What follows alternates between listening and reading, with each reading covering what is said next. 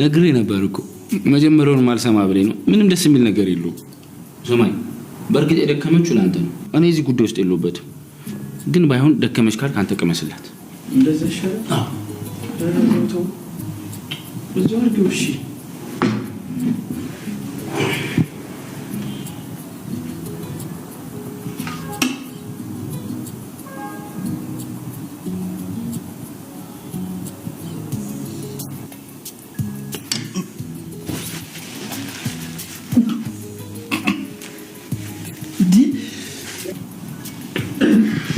እኔ እኮ ነግሬ ነበር።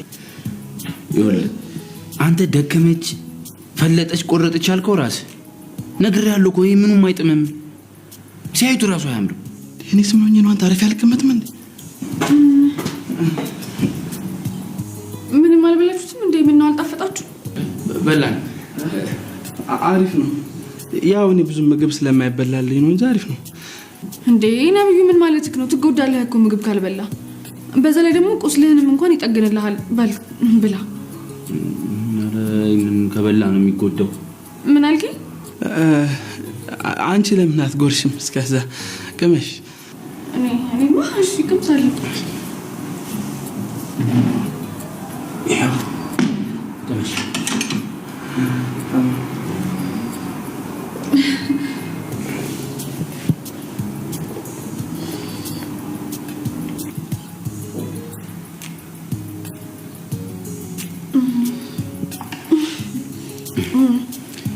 ጥሩ ነው አይደል? አዎ በጣም ነው የሚጣፍጠው። ታዲያ ለምን ተዋችሁት? ደግሞ እኮ ስልክ እያናገርኩኝ በስልክ ተጠመድኩ እንጂ ቲማቲም ብጨምርበት የበለጠ ይጣፍጥ ነበር። አዎ ምን አለመጨመሬ ነው የገረመህ? ወይ እንደዛ ይሆናል አይደል?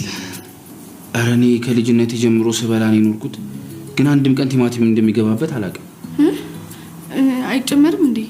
ቲማቲም አይገባበትም? በቃ ፌቡ ይሄን ወደ ውስጥ አስገቢውና ነይ ቁጭ ብለን እናወራ አይሻልም? እሺ ይሻላል። አዎ በጣም ይሻላል።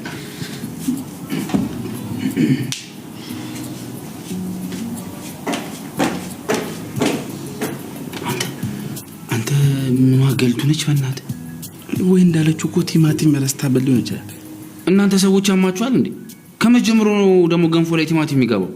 እኔ ምን አውቃለሁ? አንተማ ታዲያ እንትን ምን ታውቃለህ? እኛ እንወቅ እንጂ ሆ እዚህ ጋር እና እዚህ ጋር